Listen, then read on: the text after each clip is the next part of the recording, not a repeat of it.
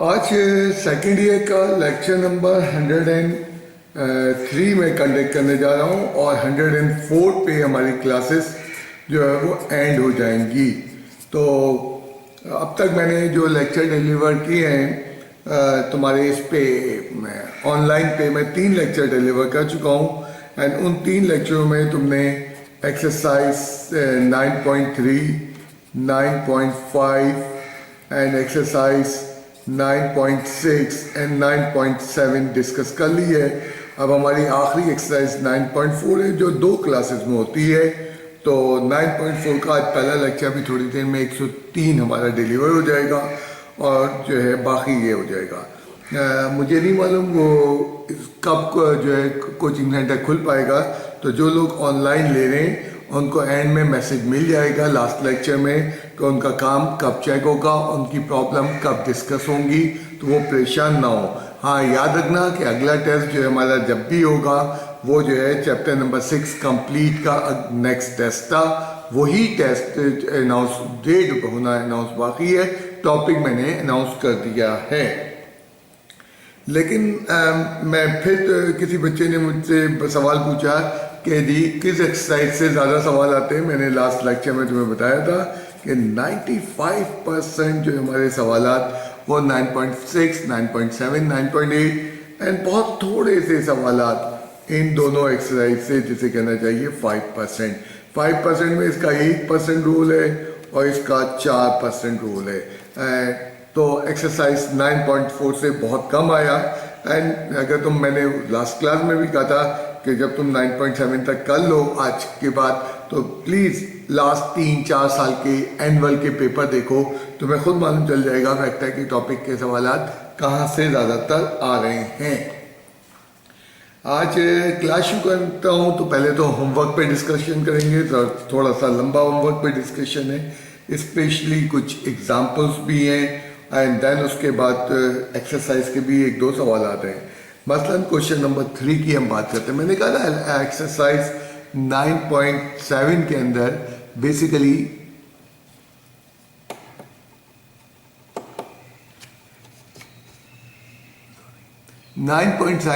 के अंदर जो बेसिकली क्वेश्चन दिए हुए हैं वो वेक्टर की एप्लीकेशन दिखाई है फिजिक्स के अंदर।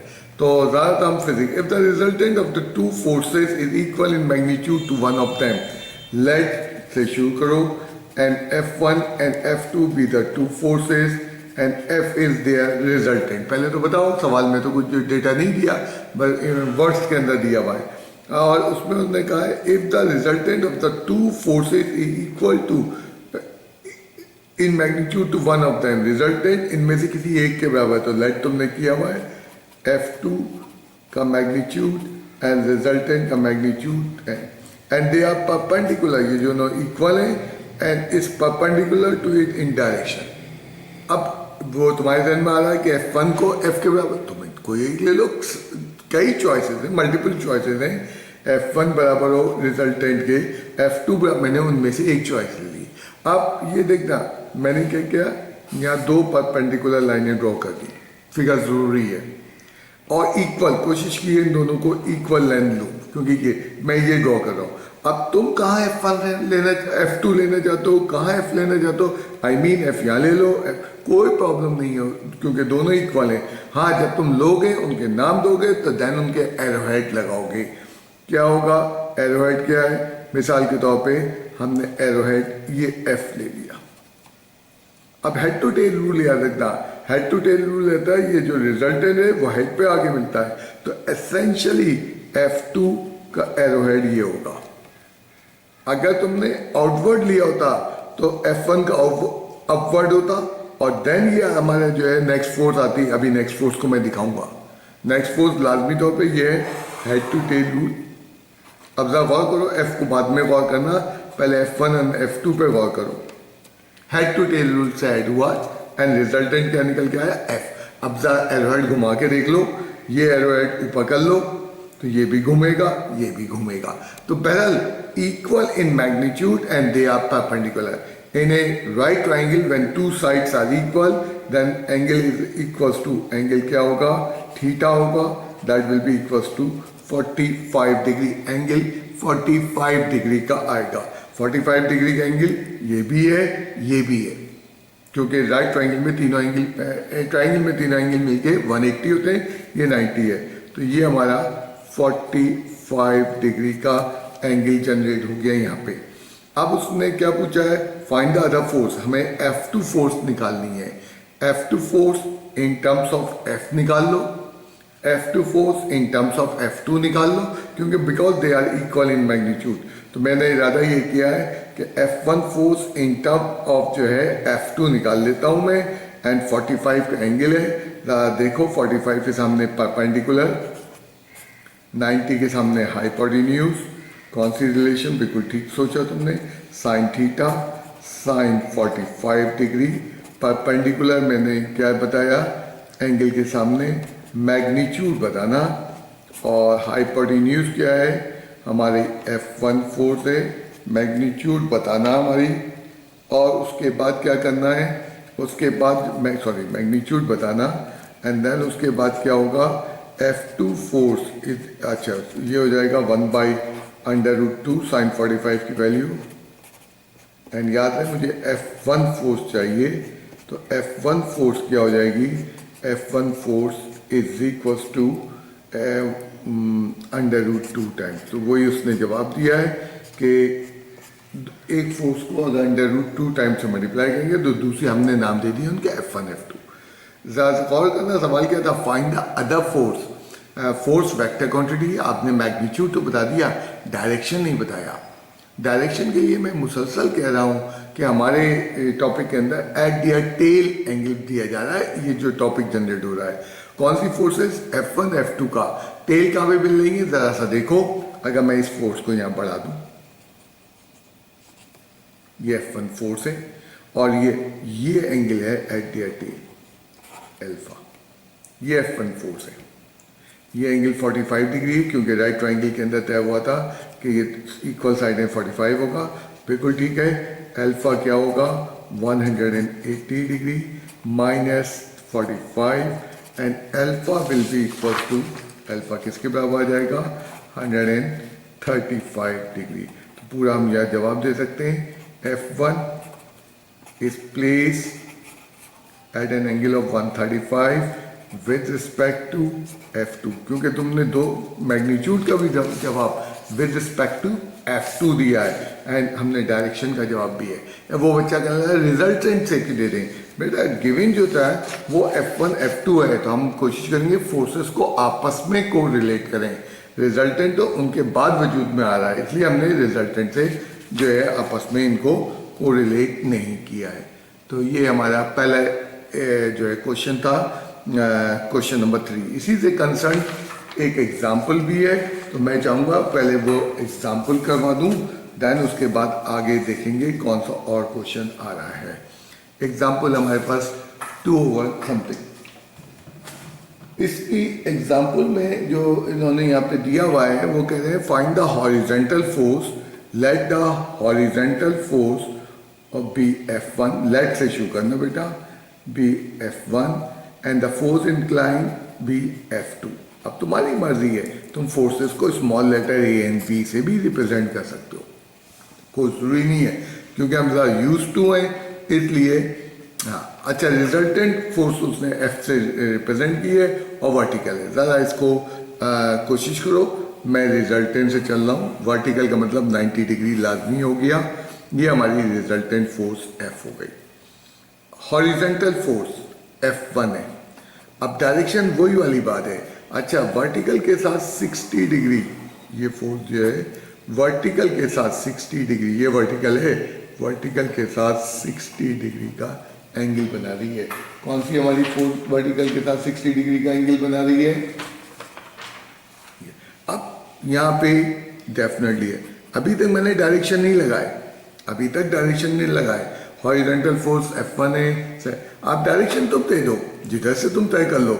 अगर तुम हेड टू टेल चल लो तो this will be the resultant, और उल्टा चल लो, ये F2 added in F1 the resultant this, तो डायरेक्शन दिखाओगे।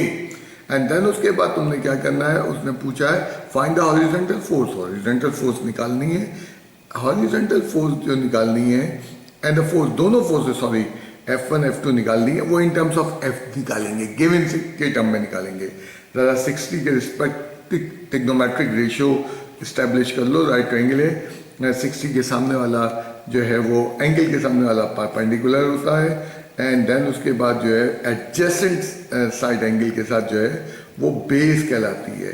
तो ये क्या हो जाएगा, परपेंडिकुलर अपॉन बेस बिल्कुल ठीक का tangent of 60 degree, tangent 60 perpendicular upon base, वो तो हाइपोटेन्यूज है, √3 टेंजेंट 60 की वैल्यू, परपेंडिकुलर का मैग्नीट्यूड F1 फोर्स है, एंड देन उसके बाद क्या है हमारे पास magnitude of the base F है हमें, एंड F1 फोर्स क्या हो जाएगा, वो हो जाएगा √3 ऑफ F फोर्स।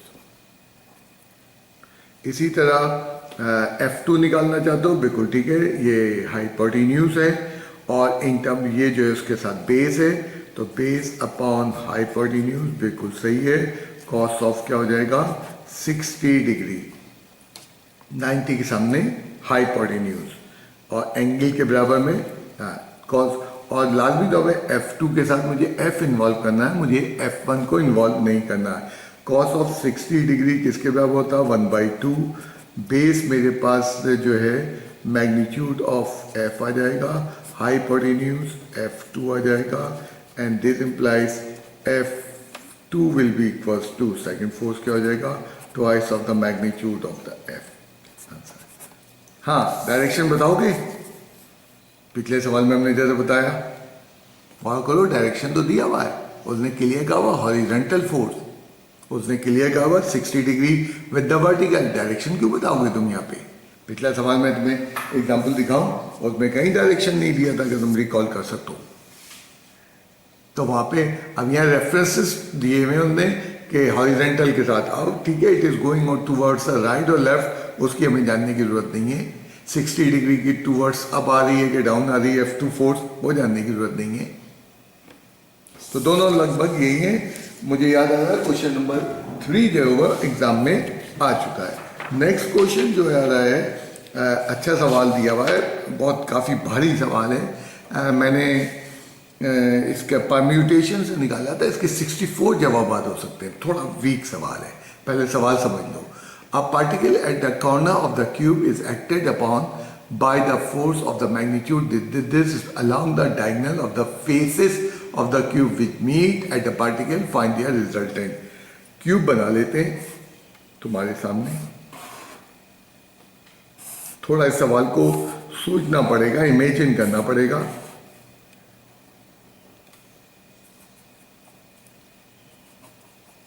ये बिल्कुल जिस कमरे में तुम बैठे हो तकरीबन वो जो है क्यूबिकल शेप है, इसके ज़मीन पे 4 कोने A, B, C and D, ऊपर छत पे भी E, F, G, H, 8 इसके अंदर कॉर्नर है। ये D को मैं अंदर ही लिख देता हूँ, चलो D।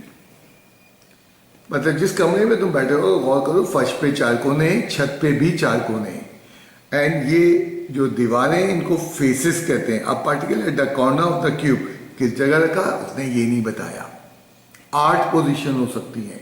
सवाल वीक होना शुरू हो गया, जो मैंने शुरू में कहा था। जिस जगह तुम्हें अच्छा लगे, मैंने जनाब ये डी पॉइंट को मान लिया। अब particle is place over D और उस पर फोर्सेस ऑफ मैग्नीट्यूड 1 2 3, अब उस 1 2 3 में इस पर along the diagonal of the faces of the cube. अब ज़रा देखो, जिस कोने पे भी तुम तवज्जो दो कमरे के, उसके साथ 3 दीवारें आके मिल रही हैं। जिस कोने पे भी, चाहे वो छत का कोना हो, चाहे वो फर्श का कोना, 8 कोने हैं, 8 कॉर्नर्स हैं, 3 दीवारें मिल रही हैं। जैसे डी पे एक डायगोनल बनेगा, वो फर्श का डायगोनल, इस वाली दीवार का, ये जो साइड में दीवार है इसका एक डायगोनल, एंड एक डायगोनल ये पीछे वाला है, इसका एक डायगोनल। हाँ, हर मतलब तुम इत्मीनान से घर के अपने जिस कमरे में बैठे हो, चकोर है या 4 साइडेड है, लाजमी तौर पे उसकी साइडें लेंथ ब्रेथ हाइट बराबर नहीं है, उसको छोड़ दो। कॉर्नर पे देखो, faces of the cube, sorry face क्या, along the diagonal of the faces of the cube. Face का मुराद वो दीवार है, फर्श है, छत है, 4 दीवारें आपकी, एक जो है आपकी फर्श है, एक छत है, तो इस तरह 6 फेसेस हैं, लेकिन कॉर्नर से जो 3 फेसेस मुंसलिक हैं उन पे ही फोर्सेस लग रही हैं। तो मैंने पहले कहा सवाल वीक होने की पहली वजह क्या है, उसने ये क्लियर नहीं किया किस कॉर्नर पे रखा जाएगा। काफ़ी वीक सवाल है ये, एग्जाम में आने के बहुत कम इम्कान है, क्योंकि 64 तरीकों से ये सॉल्व हो सकता है, एंड ऐसा सोल्यूशन एग्जाम में अवॉइड करते हैं जो 64 तरीकों से हो जाए। बहरहाल लेकिन तुम्हें समझ में आना चाहिए, कोई ऐसी मुश्किल चीज़ नहीं है।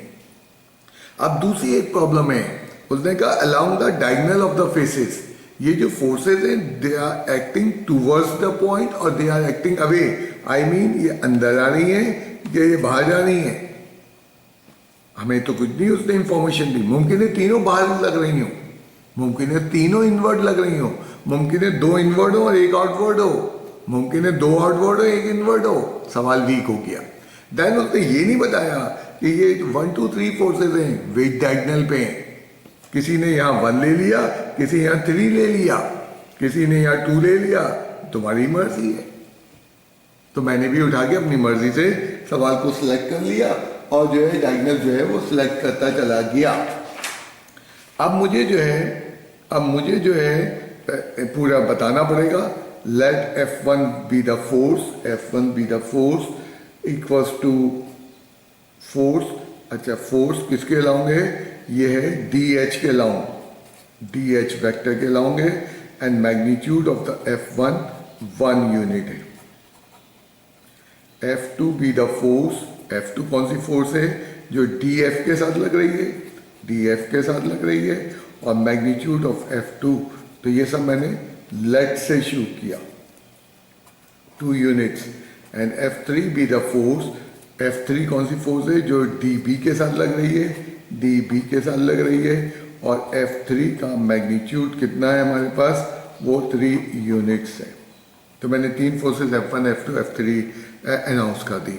एंड देन उसके बाद along the diagonal of the faces of the cube which meet at the particle find their resultant, हमें ये तीनों फोर्सेस निकालना पड़ेंगी IJ के फॉर्म में, एंड ये तीनों फोर्सेस जब निकल आएंगी तो उनको नेट फोर्स निकालनी है, ये हमारा फाइनल रिजल्ट बन जाएगा। अब फोर्सेस नहीं मालूम।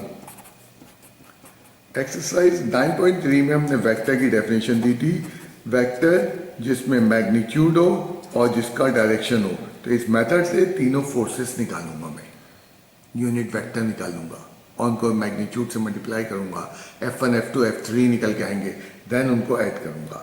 अब इसमें सबसे पहले कहीं XY प्लेन नहीं है, तुम सेट कर लो XY प्लेन, ये लो, ये जहाँ पार्टिकल है ये ओरिजिन हो गया, ये X एक्सिस हो गया, ये Y एक्सिस हो गया, ये परपेंडिकुलर जो है वो Z एक्सिस हो गया, ये पॉइंट E के साथ। तो हमने फॉर्म तय कर दिया। अब अगर गौर करें अपनी पहली फोर्स पे, तो पहली फोर्स हमारी जो है वो DH है। डायरेक्शन तुम जो ले लो, DH ले लो, HD ले लो, डायरेक्शन से कोई फर्क नहीं पड़ रहा। मैंने कहा दे आर सो मेनी, मैं तीनों का वे ले लेता हूँ ताकि कंफ्यूजन ही खत्म हो जाए। डायरेक्शन तुम्हें सेट करना है। DH फोर्स ले लेते हैं। DH फोर्स के मुझे जो है क्या चाहिए, जो मुझे ये चाहिए उसका यूनिट वेक्टर चाहिए। बड़े आराम से यूनिट वेक्टर निकल आएगा। यूनिट वेक्टर के लिए हमने ये गौर करना, DH जो फोर्स है वो Y और Z प्लेन में यानी 2 डायमेंशन है, और 2 डायमेंशन में वेक्टर रिजॉल्व करना बड़ा आसान होता है। ये हमारा 45 का एंगल होगा। क्यों 45 का होगा, क्यूब है, क्यूब की लेंथ एंड हाइट ब्रेथ सब बराबर होती हैं। तो इसका मतलब DH फोर्स, मैंने बड़ी तेजी से DH फोर्स का यूनिट वेक्टर लिख, DH का जो है यूनिट वेक्टर लिखने की मैंने कोशिश करता रही, एंड DH फोर्स जो होगी वो क्या हो जाएगी मेरे पास, वो DH बल्कि F1 में डायरेक्ट F1 ही निकाल दूँ, मैं इतनी मुश्किल काम क्यों कर रहा हूँ, सॉरी। तो हमारे इसका मतलब है F1 फोर्स जो होगी वो बराबर होगी magnitude of this into cos of 45 degree plus F1 force, direct हमने रेजोल्यूशन ऑफ वेक्टर परफॉर्म कर डाला cos 45, क्योंकि ये 2 डायमेंशन है। फिर मैं रिपीट कर रहा हूँ, DH ये D है और H 2 डायमेंशन प्लेन में Y और Z में, एंड याद रखना ये Y में है तो यहाँ लगेगा J, ये Z में है तो यहाँ क्या लगेगा K। तो इस्टेब्लिश तुम्हें करना एक्स वाई प्लेन। तो F1 फोर्स मेरे पास निकल आई एंड मैंने यहाँ से क्या कर दिया, F1 का मैग्नीट्यूड जो है 1 है, तो 1 into 1/√2 of J plus 1 into 1/। तुम प्लीज को पेपर लेके बैठ जाओ, जो तुम्हें प्रॉब्लम हो रही है लिखो। F1 1/√2 of J plus 1/√2 of K। Similarly, मैं सिमिलरली का वर्ड इस्तेमाल कर रहा हूँ, या तुम पूरा चाहो तो पूरी वर्किंग करके चलो दिखा दें। F2 फोर्स जो है वो DF है, तो F2 फोर्स मेरे पास क्या आएगी, चलो मैं इस पर करता हूँ। F2 फोर्स के लिए F2 फोर्स मेरे पास क्या आएगी, F2 फोर्स हमारे पास आ जाएगी, वो आ जाएगा magnitude of F2 cos of 45 x। एक component horizontal component, x component कहते हुए अगर घबरा रहे हो, and this is vertical component. 2 dimension में आ गए हम, इसलिए आसानी हुई। अब गौर करना, ये जो कंपोनेंट है अलोंग द एक्स एक्सिस है तो I कहेंगे, ये कंपोनेंट जो दूसरा वर्टिकल बनेगा वो Z है, उसको K कहेंगे। तो F2 will be equals to 2 times of 1/√2 of I plus क्या हो जाएगा 2 times of 1/√2 of K and F2 force will be equals to, हमारे पास हो जाएगा F2 फोर्स क्या आ जाएगा 2/√2 ऑफ I, बल्कि √2 एलसीएम ले लो, प्लस क्या हो जाएगा 2 ऑफ K। ये F2 फोर्स है। एंड इसी तरह सिमिलरली F3 फोर्स, मैं थोड़ा सा तेज करना चाह रहा था। F3 फोर्स जो है वो क्या होगा, हमारा I और J में आएगी, और वो हो जाएगी 3 of I plus 3 of J upon √2। And net force के लिए फिर तुम क्या करोगे, F is equals to F1 plus F2 plus of F3, ये हमारी नेट फोर्स निकल आएगी, जो कि तुम्हें मालूम है, मैं आगे नहीं करूँगा। थोड़ा टफ सवाल है, लेकिन एग्जामिनेशन पॉइंट ऑफ व्यू से बहुत वीक सवाल है, क्योंकि परम्यूटेशन से मैंने निकाले इसके 64 मेथड इसके आंसर बन सकते। देन उसके बाद हमारे पास नेक्स्ट एग्जाम्पल जो आ रही है, एग्जाम्पल करना चाहूँगा मैं। If the 2 concurrent forces are represented by this and concurrent, एक ही पॉइंट से गुजरना, लाइनें होती है ना कॉन्करेंट लाइन, तो हमारे पास 2 फोर्सेस हैं जो क्या कर रही हैं, एक ही पॉइंट से पास ऑन कर रही हैं। यूँ ले लेते हैं, if 2 concurrent forces represent by this and let forces के नाम दे दो। F1 is equals to n times of OA and F2 is equals to m times of OB. Then show the resultant, resultant से क्या मराद है, F1 plus F2, इन दोनों को जब ऐड करेंगे तो वो कह रहा है हमें ये प्रूफ करके दिखाना है। डेफिनेटली नहीं आ रहा, डेफिनेटली नहीं आ रहा, ये हमें टू प्रूफ करना है। तो अब उसके लिए उसने कुछ और फर्दर इंफॉर्मेशन दी है। लेट L डिवाइड, L क्या कर रहा है, डिवाइड कर रहा है, किसको डिवाइड कर रहा है,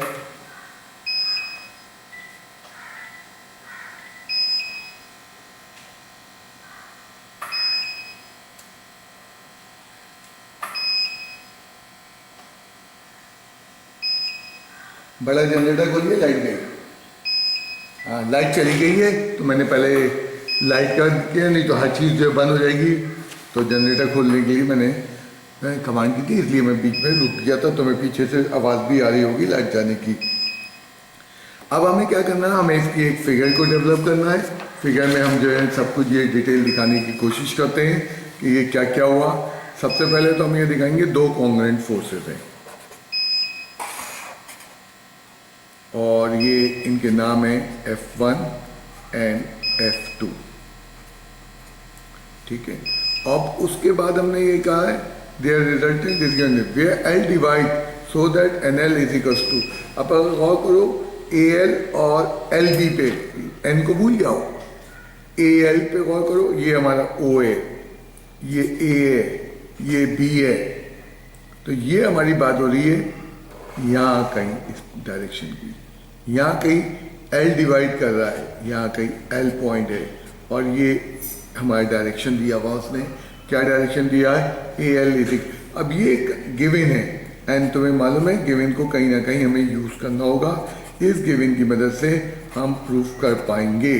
तो ये हमें गिवन दे दिया, ये हमारे पास डायग्राम आ गया। जरा हम कंटिन्यू करने की कोशिश करते हैं कि हमने कहा था कि जनाब एफ फोर्स क्या है, याद करो, वो है n times of O A plus m times of O B. थोड़ी सी टफ एग्जाम्पल है यहाँ पे हमारे पास एंड ये हमारा टारगेट है, ये हमें प्रूफ करना है। ओके, अब तुम टारगेट में देखो कि जो हमें प्रूफ करना ओ एल आ रहा है, तो इसका मतलब ओ ए को हटाना है, एन को नहीं हटाना, ओ बी को हटाना है, एम को नहीं हटाना, क्योंकि एम और एन चाहिए ओ एल। बिल्कुल एक टारगेटेड प्रूफ है। तो चल के पहले यहाँ पे देखते हैं, अगर मैं यहाँ एक वेक्टर ले आऊँ ओ एल, क्यों लाना पड़ा मुझे, क्योंकि हमारे प्रूफ के अंदर ओ एल वैक्टर इन्वॉल्व हो रहा है, डायरेक्शन दी हुई है ओ एल।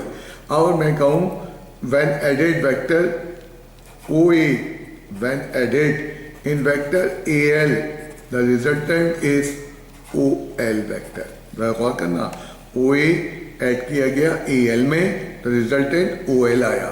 तो देयरफॉर ओ एल हमें, सॉरी, ओ ए की वैल्यू चाहिए, O A is equals to क्या हो जाएगा, वो हो जाएगा O L minus A L, and इसको इक्वेशन 1 कह के रोक दिया। सिमिलरली ओ बी की वैल्यू निकालो। हाँ बिल्कुल ठीक तुमने कहा, when vector O A, when vector O L added in vector L B, the resultant is O B vector. फिर रिपीट कर रहा हूँ, O L when added in L B, the resultant in O B. ये हमारी equation 2 बन गई, क्योंकि यहाँ से डायरेक्ट ओ बी की वैल्यू है।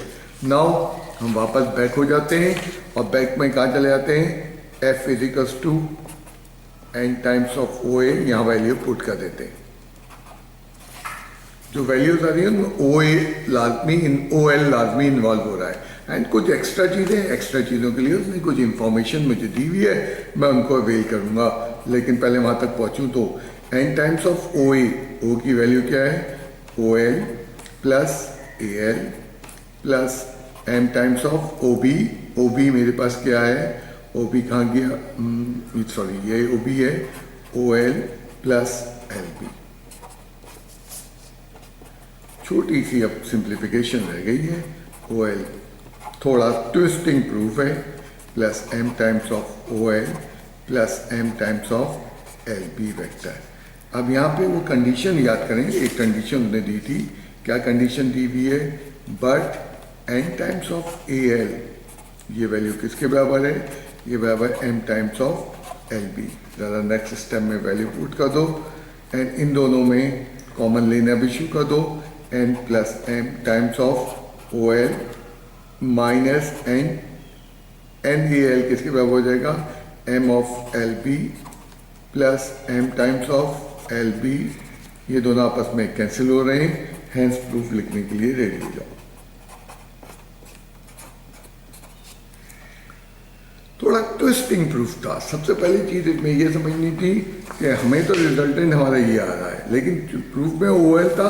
अब ओ एल के लिए मुझे फिगर ड्रॉ करना पड़ी एंड सवाल में इंफॉर्मेशन दी हुई है, अगर तुम पिक करो ए एल एल बी, तो इसका मतलब एल जो है वो ए बी के ऊपर लाई कर रहा है, यहाँ पे एल जो है, और ओ एल यहाँ आ रहा है। एंड हमने हेड टू टेल से O A when added in A L the resultant is O L, यहाँ से ओ ए की वैल्यू निकाली। इसी तरह सेकंड में ऐड किया vector O L plus L B, हर एक का डायरेक्शन दिया हुआ है, is equals to O B vector, यहाँ से ओ बी की वैल्यू, एंड इन दोनों वैल्यूज को निकालने के बाद वो हमने पहली इक्वेशन में पुट कर दिया है, F times of N times of O B plus M times of O B में, एंड एक छोटा सा अलजेब्रा परफॉर्म हुआ और उसके बाद जो है वो वैल्यू हमारी निकालने में हम कामयाब हो गए।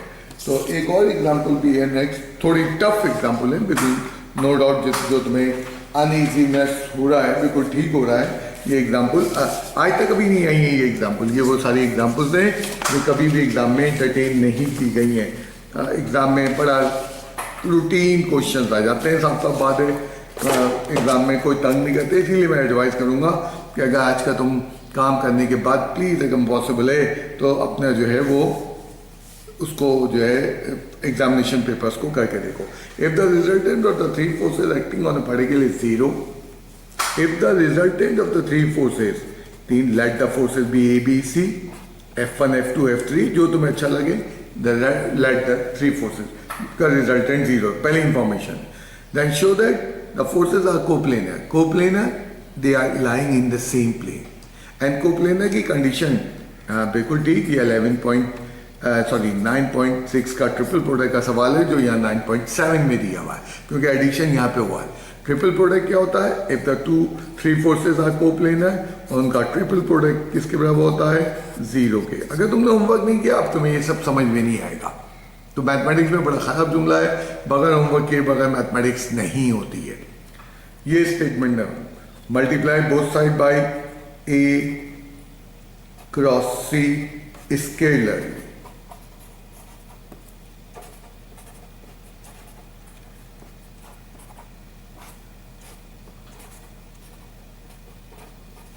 स्केलर कह रहे हैं dot both side,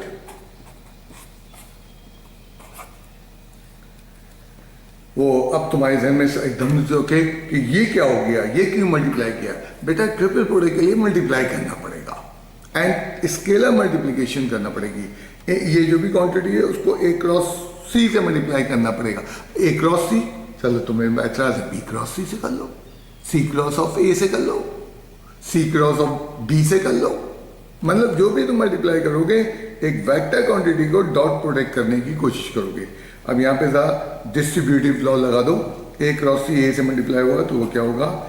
A cross C dot of A plus A cross C dot of क्या हो जाएगा? B plus A cross of C dot of C. तुम्हें मालूम है दो वेक्टर्स आइडेंटिकल और ट्रिपल प्रोडक्ट में जीरो।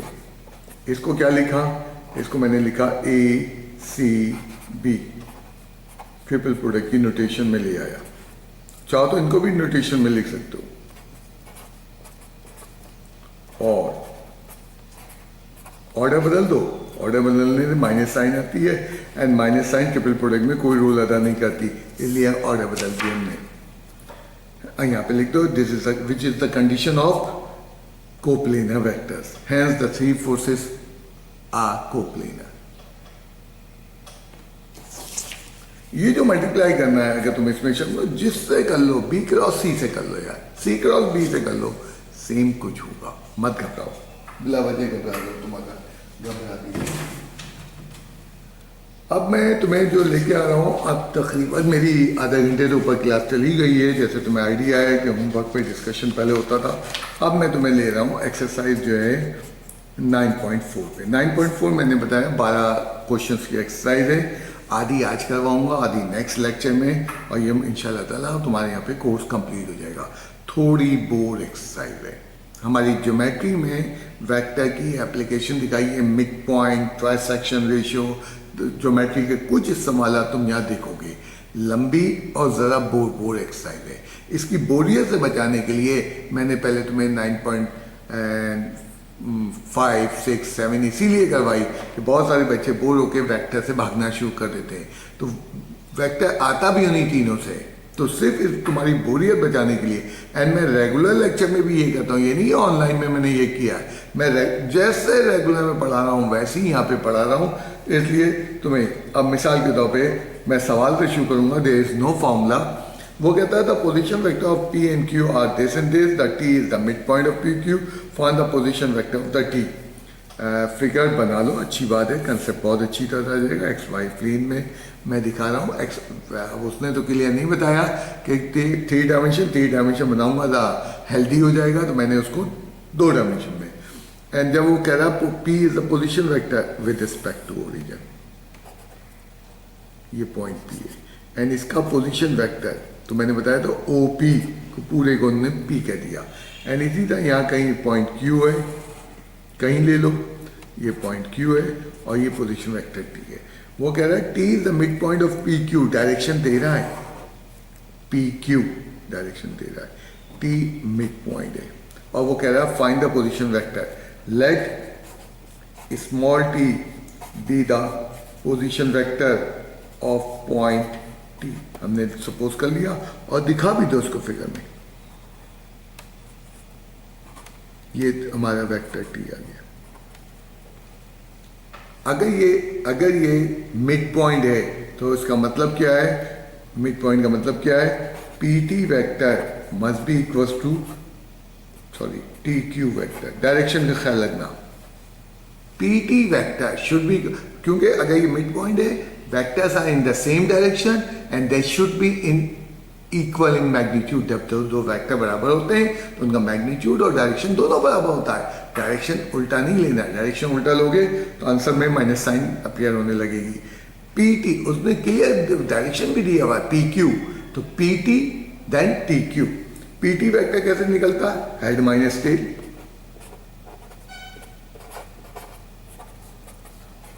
ओ क्यू माइनस ओ टी।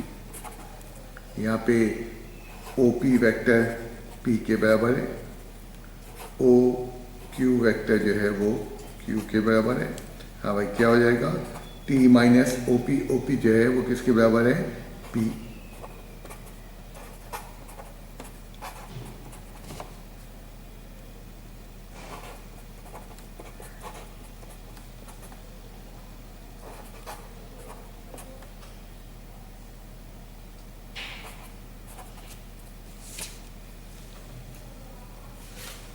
बिल्कुल ठीक चल रहे थे हम लोग, सॉरी,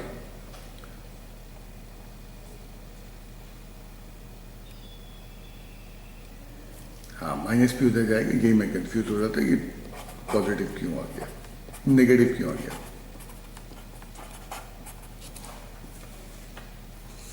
और टी वेक्टर क्या हो जाएगा, अगर तुम गौर करो दो वेक्टर थे, P O Q, mid point P plus Q divided by 2, इतना छोटा नहीं करना है। हमारे कुछ टीचर्स इस्ता करवाते हैं, मिड पॉइंट इस्ता नहीं होता वेक्टर्स में, मिड पॉइंट इस्ता होता है। बेसिकली मिड पॉइंट की ये थ्योरी है कि vector P T vector T Q they should be equal. तो मिड पॉइंट की थ्योरी को मैंने फॉलो किया और यहाँ पे देख करके देखा। एग्जाम में 5 नंबर का ये सवाल भी इस टाइप का आ चुका है। तो वेक्टर अप्रोच से करना है। थोड़ी इन सवालों में लंबी लंबी वर्किंग आती है, कुछ लंबी वर्किंग के भी सवाल कभी कभी आ जाते हैं, तो जिनको आप डेफिनेटली चॉइस में छोड़ दीजिएगा। लेकिन जब से पैटर्न बदला 3 साल से, अमूमन हमारी ये एक्सरसाइज को लिफ्ट ही नहीं करवा रहे और उस एक्सरसाइजेस को 9.4, 5, 6, 7 को ज़्यादा लिफ्ट करवाया जा रहा है। तो अगला मेरा सवाल जो है वो इसी तरह का है, थोड़ा लंबा करने की कोशिश करूंगा। If the position vector of P1 and P2 are this and P1 P2 is divided by P in the ratio of k/m, find P। हमारे पास vector P1 and vector P, position vector to P2, तो vector P1 P2 है and P यहाँ कहीं divide कर रहा है point P in the ratio of k/m। तुम चाहो तो यहाँ XYZ प्लेन दिखा दो, डेफिनेटली XYZ प्लेन में, तो वो कहना चाह रहा है P। तो यहाँ लेट, क्योंकि ऑर्डर पे में दिया है, P के कोऑर्डिनेट x, y, z ले लिए मैंने, लेट किया पॉइंट P के। अब यहाँ रेशियो थ्योरम लगेगा बट वेक्टर की फॉर्म में। कैसे लगेगा, उसने कहा P1 से चलना है, P1 P vector divided by P2 vector, P2 vector direction is in the ratio of k/m। And जरा ये बताओ, उसने OP वेक्टर दिया हुआ है, OP1 x1 y1 और z1, OP2 वेक्टर दिया हुआ है x2 y2 एंड z2। हाँ, तो ये क्या हो जाएगा, OP हेड माइनस OP1,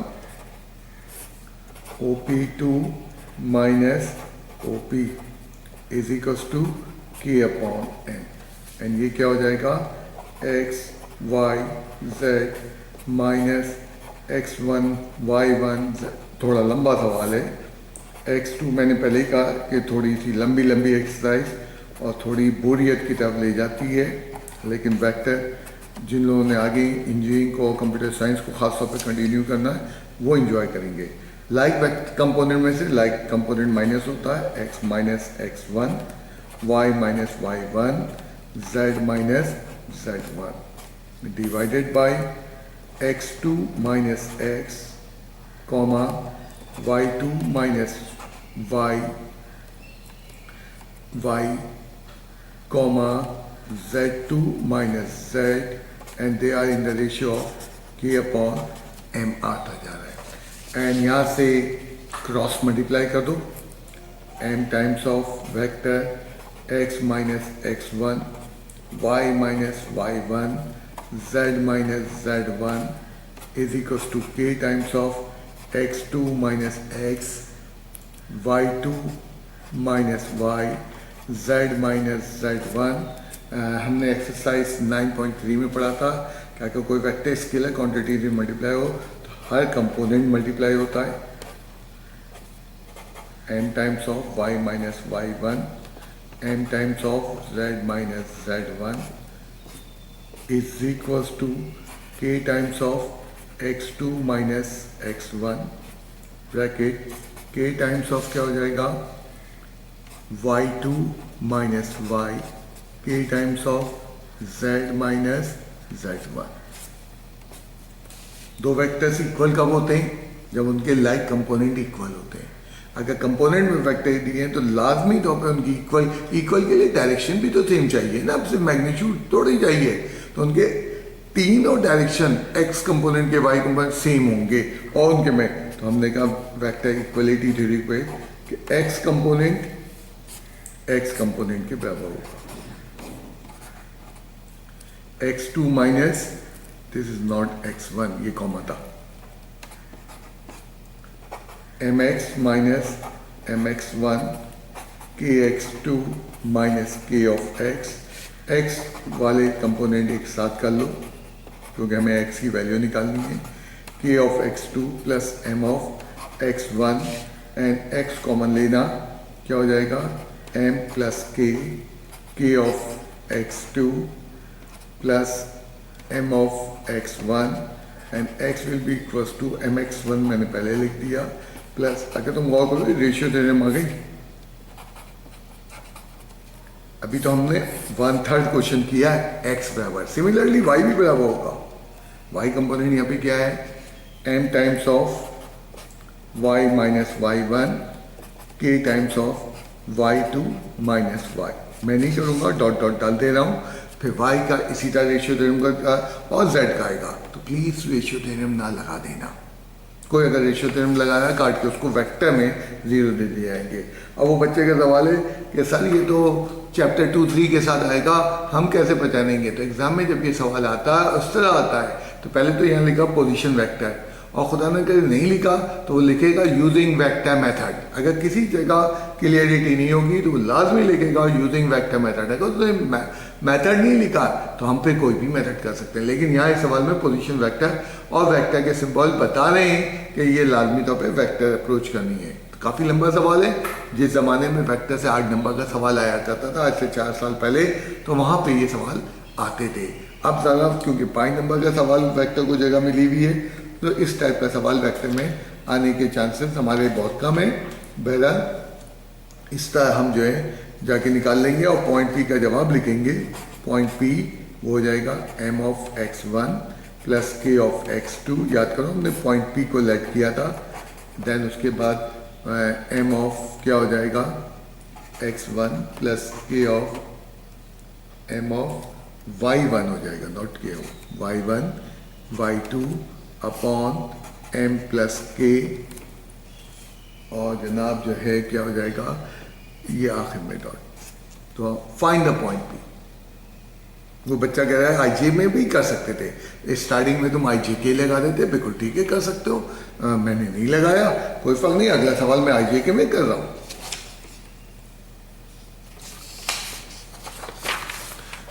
तो नेक्स्ट क्वेश्चन ला रहा हूं। बस इसी तरह के सवाल हमारी इस एक्सरसाइज के अंदर है और मुसलसल वो रेशियो थ्योरम यूज करने नहीं देगा तुम्हें, ना पिक पॉइंट।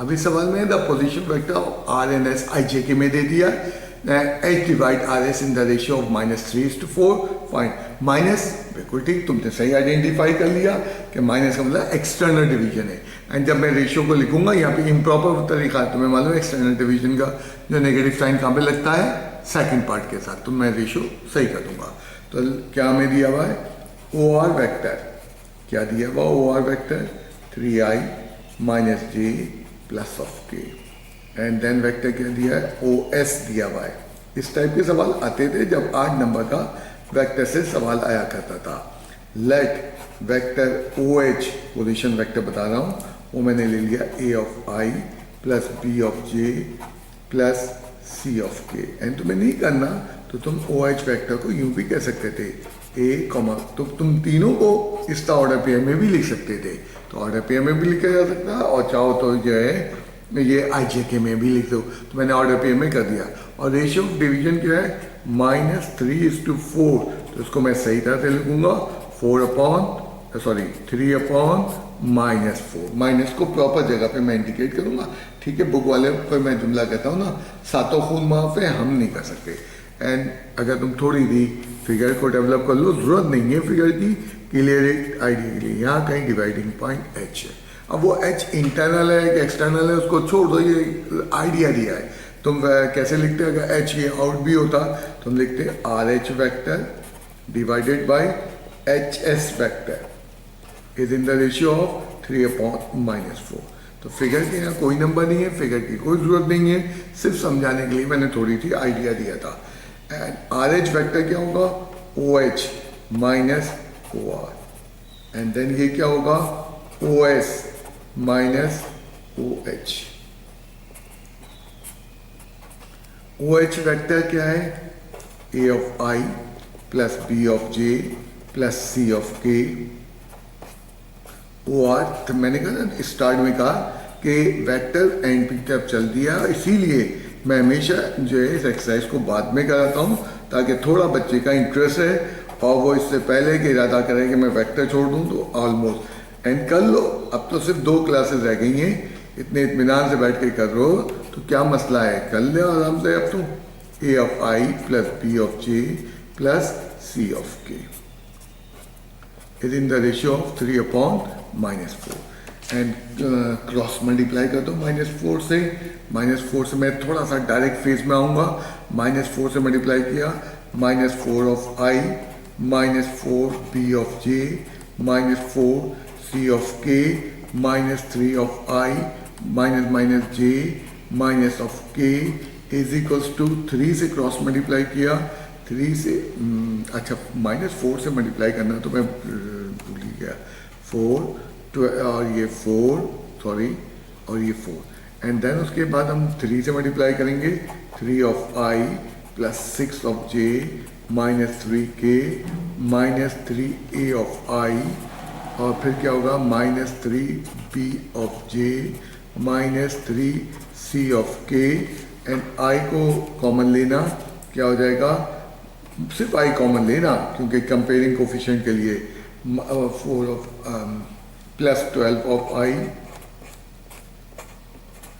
प्लस -4 ऑफ बाहर माइनस कॉमन लिया है अंदर जो भी माइनस है माइनस के साइन इन साइड हमने शो कर दिए ब्रैकेट प्लस -4 ऑफ जेड के कंपोनेंट देख रहा हूँ के इज इक्वल्स टू इसी तरह आई कंपोनेंट में कॉमन ले लो वो हो जाएगा 3 - 3 of A times of A I then J component यहाँ पे कॉमन ले लो वो क्या हो जाएगा 6 - 3b times of J and then K component अब जन के में दो माइनस है कोपा वाली माइनस इनसाइड डाल देते -3 ऑफ सी टाइम्स ऑफ क्या हो जाएगा के एंड देन उसके बाद हमने क्या करना है कंपेयर करते जाओ एक्स कंपोनेंट पर एक्स कंपोनेंट से कंपेयर कर लो ये कंपोनेंट और ये कंपोनेंट एंड इसको सॉल्व कर लेते हैं -4 of A plus 3 of A is equals to 3 - 12 minus of a is equals to minus of 9 and a is equals to 9. Similarly, y component ले लो -4 of y -4 देखिए y component का is equals to 6 minus 3 of B, यहाँ से B and then सी निकल आएगा। और जब ये तीनों निकल आए तो वेक्टर ओ एच का जवाब लिखना ना भूलना, 9 of I plus dash dash of J plus dash dash of के। मुमकिन है बी या सी में से कोई नेगेटिव आए तो या नेगेटिव आ जाए। ये हमारा जवाब होगा पूरे सवाल का।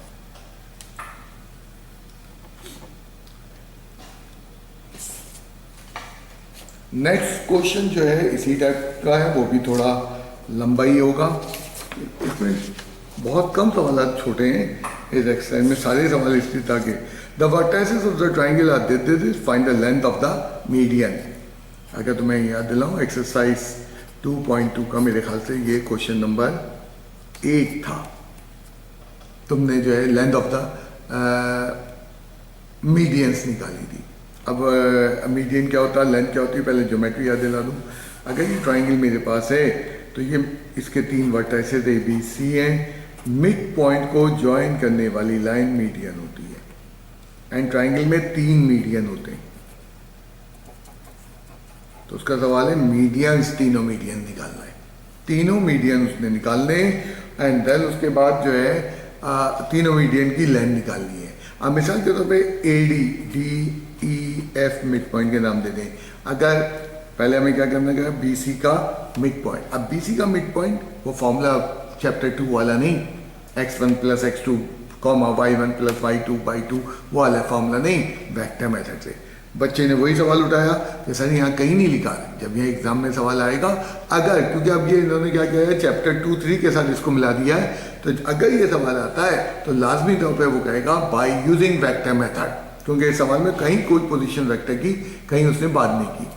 लेट ए 3,4 बी -1,6 सी -2,5 ये हमने लेट कर दिए एंड डी पॉइंट का मिड पॉइंट मैं निकालने जा रहा हूँ। लेट डी का मिड पॉइंट जो है मैंने सपोज कर लिया x1 y1। तो बी डी वेक्टर डायरेक्शन तुम सेट कर लो, बी से चलो, अब डी से सी जा हुए मिड पॉइंट है। अगर तुम सी से चलते C D then D B, ये हो जाएगा हमारे पास जो है x1 उसको हम कहते हैं कि x1 y, उसको हम कहते हैं OD माइनस OB। जो बच्चे कंफ्यूज हो रहे हैं मैं पूरे ही कर दूं, OC माइनस OD। तो OD वेक्टर क्या हो जाएगा, वो हो जाएगा x1। तुम चाहो तो यहाँ IJ लगा सकते हो, काम और लंबा हो जाएगा, x1 y1। OB वेक्टर क्या है, -1,6। देन OC वेक्टर क्या है, -2,5 एंड OD वेक्टर क्या है हमारे पास, x1 y1 एंड ये हो जाएगा x1 प्लस ऑफ 1 क्योंकि minus minus plus, then y1 plus of 6 minus of 6 क्योंकि minus -2 minus of x1 5 minus of y1। And इन वेक्टर्स को हम जब इक्वेट करेंगे x1 plus 1 is equals to -2, तो ये हमारे मिड पॉइंट का एब्सीसा निकल रहा है। मिड पॉइंट का abscissa -3/2। Similarly y1 -6 is equals to 5 minus y1, 2 of y1 is equals to 5 plus 6 and y1 is equals to क्या हो जाएगा मेरे पास 11/2। तो ये डी मिड पॉइंट के कोऑर्डिनेट निकल के आ गए या पोजीशन वेक्टर निकल के आ गए डी के। अब जब डी के आ गए तो मैं मुझे चाहिए find the length of the median. Median की लेंथ AD, डिस्टेंस फॉर्मूला नहीं लिख सकता, OD माइनस OA AD -3/2 11/2। ए के याद करो कोऑर्डिनेट क्या थे हमारे पास 3,4। वो बच्चा कहना OA नहीं लिखा, लिख दो, कोई मसला थोड़ी है। सवाल बहुत बड़ा हो चुका है, थोड़े से स्टेप मारे जा सकते हैं। -3/2 -3 11/2 -4 AD वेक्टर IJK में लिखना है, तुम्हारी मर्जी है, लंबा और हो जाएगा। 6 और -9/2 आ जाएगा हमारे पास। कौन से वेक्टर्स के लिए निकल के आ जाएगा, वो निकल के आ जाएगा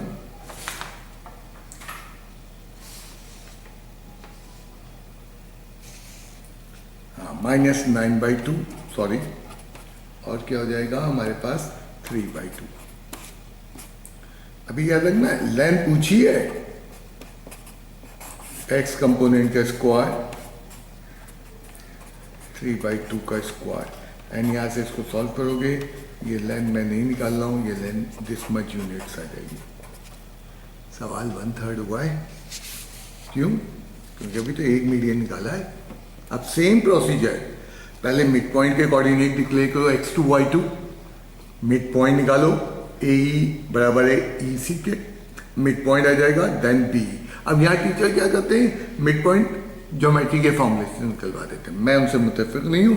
जब वेक्टर मेथड है, हमें यहाँ इस जगह 9.4 में किसी जगह जो है वो इस्तेमाल नहीं करनी ज्योमेट्रिक आइडिया, और करेंगे तो स्टेप रॉन्ग है मेरे ख्याल से, ठीक है। तो ये सवाल मैं यहीं पे एंड कर रहा हूँ, बाकी तुम्हारे लिए छोड़ते हुए। एंड अभी मेरे पास क्लास में 4-5 मिनट बचे हैं, लेकिन ऊपर जाती हुई नज़र आ रही है क्लास। नेक्स्ट हमारे पास जो है वो एक सवाल आ रहा है। ये सवाल जो मैं कर रहा हूँ एग्जाम्पल अपनी बना के हमारी बुक में भी दिया हुआ है, और इस तरह के सवाल एग्जाम में आया करते थे पुराने पैटर्न में। एंड मुझे नहीं मालूम, अभी तक 3 साल में तो मुझे जो नया पैटर्न आया, 3 पेपर बन चुके हैं, ये सवाल अभी तक बन नहीं जाता। Position vector of ABC are this, उसने पोजीशन वेक्टर दिए हुए, यानी OA वेक्टर दिया हुआ है A के बराबर, OB वेक्टर जो दिया हुआ वो B के बराबर, एंड देन OC वेक्टर जो दिया हुआ है वो 2A माइनस B। ज़रा इनको XY प्लेन में रैंडमली फिगर बना दो। एग्जाम में जब ये सवाल आता था तो उनका क्लियर जुमला लिखा होता था, question done without figure about 0 marks. तो आपको फिगर लाजमी इस्तेमाल करनी है, बगैर फिगर के जो है ये क्वेश्चन नहीं होगा। ABC 3 पॉइंट यहाँ दिखा दो, एक लाइन में दिखा दो, एक लाइन में ना दिखाओ, कहीं पे दिखा दो। मैंने आसानी के लिए फिगर छोटी रहे, एक ही प्लेन में दिखा, क्वाड्रेंट में दिखा दिए, तुम जहाँ दिखाना चाहो। और ये ओरिजिन के रिस्पेक्ट ये वेक्टर ही है। फिगर बनाना है, बच्चे पेंसिल से फिगर नहीं बनाते, बदतरीन फिगर बनाते हैं। टेस्टों में ये सवाल दो, सुनते ही नहीं, पता नहीं, बगैर फिगर के तो उसको 0 मिल जाता है। सॉरी, ये हमारा तीसरा वेक्टर जो है वो C है, और C की वैल्यू 2A माइनस B है। तो ये 3 हमारे पास वेक्टर्स हैं।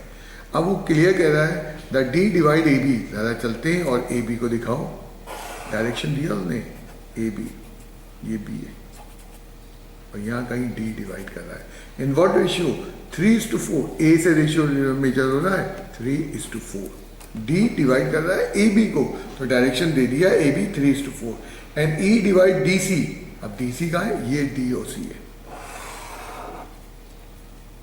ये DC, डायरेक्शन दिखाओ, हाँ भाई डायरेक्शन दिया। Is in the ratio of 2:5। 2 का से रीड करेंगे, D से रीड करेंगे, क्यों? D से उसने, तो ये 2:5 है। वो E के पोजीशन वेक्टर पूछ रहा है, पहले हमें D का पोजीशन वेक्टर चाहिए। जब D का पोजीशन वेक्टर आ जाएगा तो देन E का पोजीशन वेक्टर निकलेगा। Let OD is equals to D and OE is equals to E।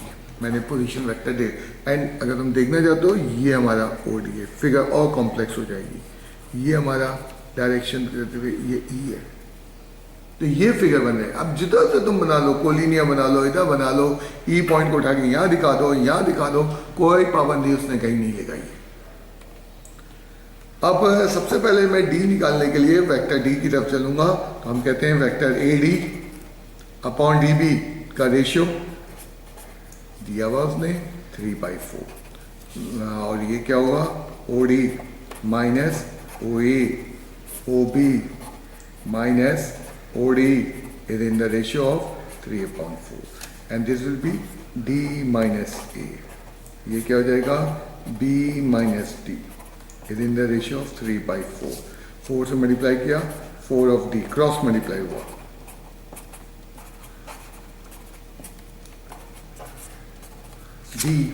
D के पास आ गया 7 of D is equals to 4 of A plus 3 of B, and D will be equals to 1/7 of 4 of A। तो तो vector D पूछा नहीं है, बगैर vector D के हम कर भी नहीं सकते। वेक्टर डी निकालने के बाद हम मूव कर जाते हैं ई के लिए, एंड ई क्या है आइडिया, ई का आइडिया है ऑन वेक्टर क्या है, sorry D C, on D C क्या है, D divided by E C is in the ratio of 2/5। फिर मैं रिपीट करूं, डी सी तो क्या है 2:5। अगर तुम्हें सवाल भी देखना है तो तुम सवाल भी दे सकते हो, उसने इन द रेशियो ऑफ क्या है डी सी इज 2/5। एंड ये अगेन यहाँ पे क्या होगा, O E minus O D, head minus tail, O C minus O E is equals to 2/5। And ये 5 टाइम्स ऑफ क्या हो जाएगा, ई माइनस डी, ये हो जाएगा 2 times of C minus E, 5e। हाँ डी की वैल्यू अगर तुम याद करो, सी की वैल्यू अब पुट करते हैं, पहले थोड़ा सा ई को सिंप्लीफाई कर लें। 7e is equals to 2c plus 5d। अब सी को रिकॉल करो, जो सी वेक्टर था वो क्या था, सी वेक्टर हमारे पास जो था वो था, सी वेक्टर हमारे पास जो था वो 2a माइनस बी, ओ सी का वेक्टर। तो सी वेक्टर बराबर है, मैं यहाँ लिख दूँ 2a माइनस बी,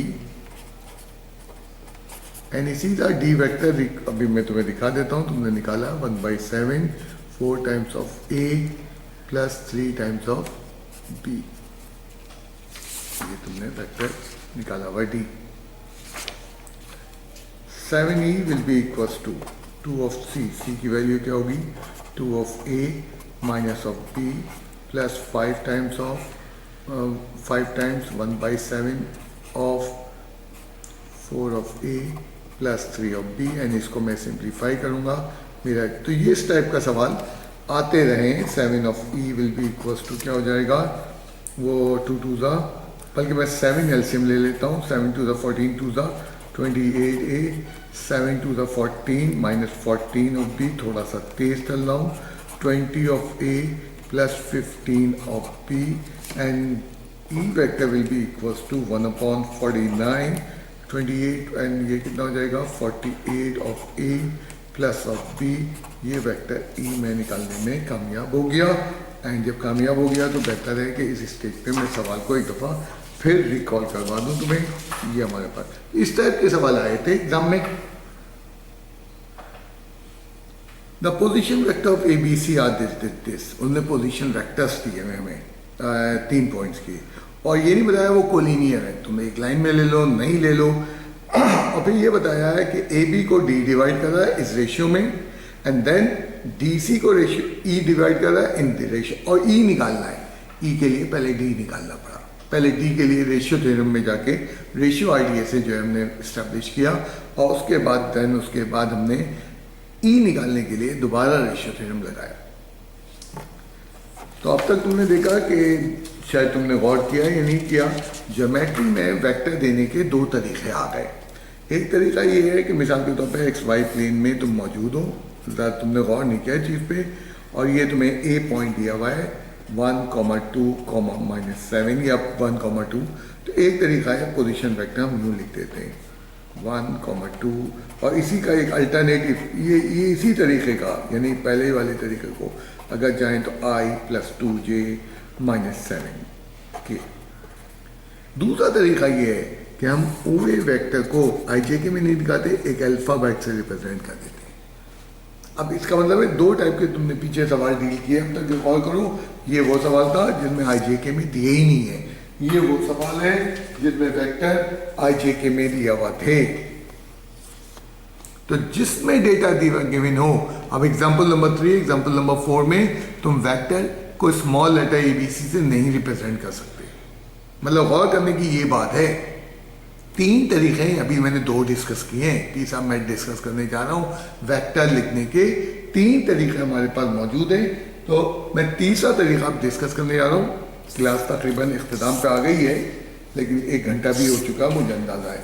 तीसरा तरीका, क्योंकि इससे मैं आधी एक्सरसाइज पे पहुँच पाऊँगा, और कल या आखिरी जब मैं आऊँगा तो वो आखिरी आधी exercise.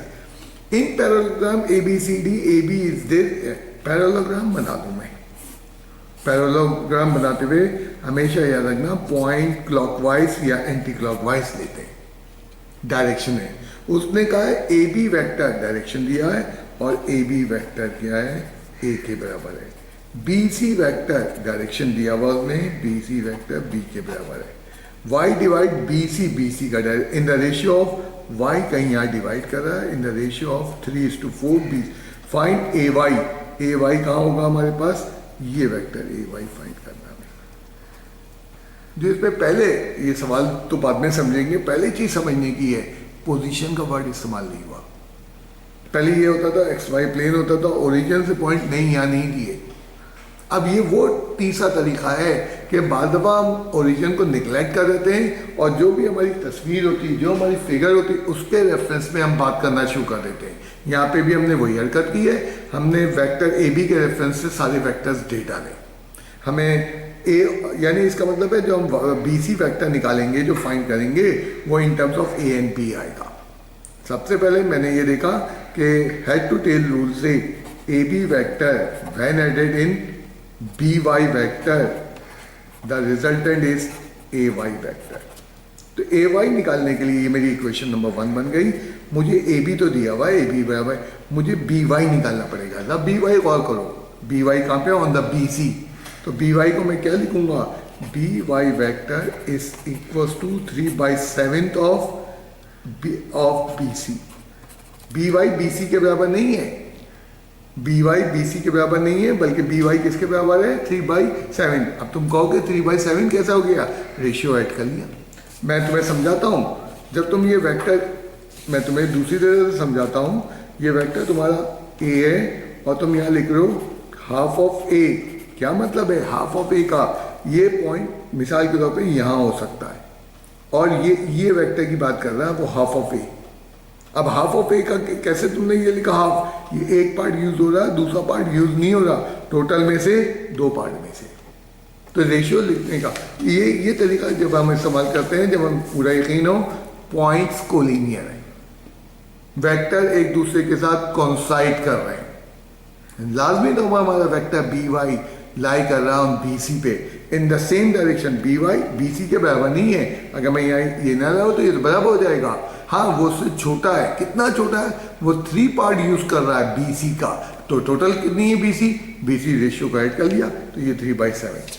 And B Y vector किसके बराबर आ गया, बी वाई वैक्टर आ गया 3/7 ऑफ बी सी हमारे पास किसके बराबर है, वेक्टर बी के बराबर है। ये this implies using equation 1 A Y vector मैं फाइंड कर रहा हूँ, ये ए बी वैक्टर जो है ए के बराबर था प्लस 3/7 ऑफ बी सी। तो हमारी बुक में 3 तरीके दिए हैं वेक्टर के, ज़्यादातर सवाल तो उसने कोऑर्डिनेट में दिए हैं। देन उसके बाद और सवाल उसने पोजीशन वेक्टर अल्फाबेट्स में दिए हैं। एक सवाल इस मेथड पे दिया है। अब इस मेथड में मेरे पास बुक मौजूद है, अच्छे खासे सवाल हैं, बट तुम्हारे कोर्स में वो सवाल आया ही नहीं आज तक एग्जाम में। तो पहले उस होमवर्क के एक सवाल के लिए मैंने ये आइडिया तुम्हें दिया है कि वेक्टर पोजीशन वेक्टर के बगैर भी दिया जा सकता है। और बिल्कुल लास्ट पे पहुंच गया मैं, कोलिनियर पॉइंट जो है, मैं कोलिनियर पॉइंट्स के लिए होता है, ये 3 पॉइंट कोलिनियर। लेट्स सपोज ये 3 पोजीशन वेक्टर्स हैं एंड मुझे प्रूव करना है कोलिनियर है। सॉरी, बिल्कुल ठीक है, कोलिनियर का आइडिया हमने पढ़ा था एक्सरसाइज 9.2 में। क्या पढ़ा था हमने आइडिया, हमने कहा था वेक्टर ए बी निकाल लो, हमने पढ़ा था वेक्टर ए सी निकाल लो, दोनों में एक चीज कॉमन आनी चाहिए। लेट्स सपोज ये वेक्टर आ जाता है 3a निकल के, लेट्स सपोज ये वेक्टर निकल के आता है 5 of a। Vectors are in the same direction, magnitude different है, दोनों के एक पॉइंट है, वेक्टर एक दूसरे के पैरेलल भी है, कॉन्साइड वाले वेक्टर्स ये पैरेलल भी होंगे एक ही डायरेक्शन में, उनके कोफिशिएंट यहाँ पे हम कहते थे वेक्टर कोलिनियर है। बिल्कुल ठीक है, हमारे पास कोलिनियर के पास बेहतरीन आइडिया। कोलिनियर का एक और आइडिया बताऊं, अगर इसी ऑर्डर में पॉइंट है तो ए बी वेक्टर अगर कोलिनियर है, जब बी सी वेक्टर में ऐड करेंगे तो वेक्टर ए सी के बराबर आएगा। लाजमी तौर पे ये आपस में बराबर आएंगे। A B vector when added in vector B C, ये आपस में ए सी के बराबर आएगा। और यहाँ पे हम क्या करते हैं, यहाँ पे हम इस तरह कर देते हैं, A B vector plus B C vector is minus of A C vector is equal to 0। देखो कोलिनियर का एक बेहतरीन आइडिया है। अब इसको इन्होंने शॉर्टकट किया, उन्होंने कहा ये वेक्टर है, ठीक है, some L times of vector, इसका मैं नाम ले देता हूँ L times of vector P, ये वेक्टर ए बी, एल कोई कांस्टेंट है, ये है N times of vector Q, और ये हम ले लेते हैं क्या है, M times of vector vector कोई नया वेक्टर आर। मैं एक छोटा सा आइडिया दे रहा हूँ, इस पर लंबी डिबेट कर लूँगा मैं नेक्स्ट क्लास के अंदर, आज मैं सिर्फ आइडिया दे रहा हूँ। अगर 3 वेक्टर कोलिनियर हैं तो ये कोफिशिएंट ऐसे होंगे कि ये मिलकर लाजमी तौर पे 0 हो रहे होंगे। तुमने कहा ये कहाँ से आया, मैं इंशाल्लाह मैंने कहा ना इसकी डेरिवेशन आज के लेक्चर में, लेकिन लेक्चर बहुत लंबा हो गया तो ये डेरिवेशन मैं कल के टॉपिक में डालूंगा या नेक्स्ट लेक्चर के टॉपिक में। अगर 3 vectors A B vector represent by this, B C vector represent by this, A C, तो ये जो इनके कोफिशिएंट हैं इनका सम, सॉरी माइनस नहीं, इनका सम मिलके लाजमी तौर पे 0 होगा if the 3 vectors are collinear. तो बिल्कुल एग्जाम में सवाल आए तुम इस मेथड से कर सकते हो, एग्जाम में सवाल आए इस मेथड से कर सकते हो। इसी का एक सम मेथड ये भी निकला है, क्योंकि उन्होंने यहाँ पे हाँ हमें थ्योरी दी हुई है, इसलिए मैं चाहूँगा कि बुक के मेथड से करूँ, क्या मालूम एमसीक्यूज में वो पूछ ले। तो ये आज का लास्ट सवाल है, सारे नहीं करवाए, मैं 12 पे आ गया हूँ तो इसका मतलब नहीं है कि हम सारे कर लिए, मतलब मैंने आज के टॉपिक को एक खास स्तर पे किया कल के टॉपिक से या नेक्स्ट क्लास से हटाने की। Show that each of the following side of the 3 vector, यहाँ पे हमने क्या किया, let vector A I minus 3j वो पॉइंट्स के, एंड वेक्टर बी कितना है 2 of I plus of J plus of K, and vector C किसके बराबर है 4 of I plus 3 of J plus 9 of K.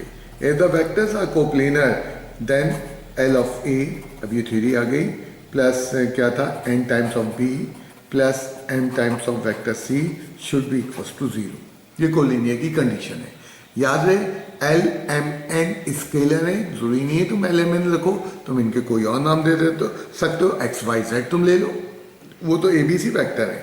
And हमने क्या करना है, 3 इक्वेशन बनानी है एलिमेंट की, बहुत आसान सी है, ज़्यादा मुश्किल नहीं होगी, एंड उनको साइमल्टेनियस सॉल्व करके एलिमेंट की वैल्यू निकालनी है, एंड देखना है कि एल प्लस एन 0, अगर एल प्लस एन 0 है तो लाजमी तौर पे ये 3 कोलिनियर होंगे। ये थ्योरी छोटी थी, ये कह रही है आई। अब साफ बात है मैं इसको दूसरे मेथड से करवा के चुपचाप निकल जाता, बट क्या है बुक में दिया है, आइडिया मुश्किल है, तुम्हें सीखना है। दूसरी चीज़ शायद एमसीक्यूज में वो कभी सरपरा पूछ ले, यहाँ नहीं पूछ रहा तो आगे किसी एप्टीट्यूड में पूछ जरूरत पड़े, आना चाहिए हमें। And L of I plus 3 L of K plus 2 N of I plus N of J plus N of K plus 4 M of I plus 3 M of J plus 9 M of K, they should be 0। और यहाँ से I L plus ये equations बन रही हैं 4 of M, इसी तरह जे में प्लस बाद ले लो माइनस 3l, और यहाँ पे क्या था, यहाँ पे सॉरी ये तो जे का है ही नहीं कोफिशिएंट, जे का कोफिशिएंट तो पहला यहाँ पे आया n plus 3 of m of times of j, then k का कोफिशिएंट क्या आ रहा है minus 3 of l plus of n plus 9m times of k is equal to 0 के बराबर है। तो इसका मतलब क्या है, x कंपोनेंट का coefficient l plus 2m plus 4m 0 होगा, that will be my first equation. n plus 3m is equal to 0, second equation आ गई। एंड लास्ट इक्वेशन क्या आ रही है माइनस से। अब इन इक्वेशन को साइमल्टेनियस सॉल्व करना है, बहुत आसान है, ये लंबा चौड़ा काम नहीं है। ये इक्वेशन 3, तुम यहाँ से इक्वेशन से वैल्यू निकालो, n किसके बराबर निकल आया माइनस 3m के, एंड पहली इक्वेशन में पुट कर दो 2 of m plus 2 of n पहली इक्वेशन है 2 ऑफ n प्लस क्या आ जाएगा 4 ऑफ m, ये वैल्यू बस ख़त्म हो गया है। l n की वैल्यू क्या है, ये -3 of m plus 4 of m is equals to 0, l -6 of m plus 4 of m is equals to 0, l -2 of m is equals to 0 and l is equals to 2 of m। इन दोनों values को, इसको और इसको, जो कि m की form में आई हुई हैं, अगर मैं उठा के थर्ड इक्वेशन में पुट कर दूं एंड वहाँ से थर्ड इक्वेशन क्या थी मेरे पास, थर्ड इक्वेशन ये थी, वो -3 of l plus n plus m is equals to 0। अब ये सब मिल के 0 आते हैं, यानी देखते हैं l की वैल्यू क्या है, -3 टाइम्स ऑफ 2m, n की वैल्यूज़ क्या है हमारे पास, n की वैल्यू मेरे पास है -3 ऑफ n प्लस 9। अगर ये 0 आ जा रहा है यानी सब मिल के -6 of m -3 of m, this shows the 3 points whose position vectors are given are collinear। तो बहरहाल ये मेथड आज नबी लग रहा है, बट इसके ऊपर मैं डिटेल डिस्कशन नेक्स्ट क्लास कोशिश करूँगा यहीं से शुरू करूँ।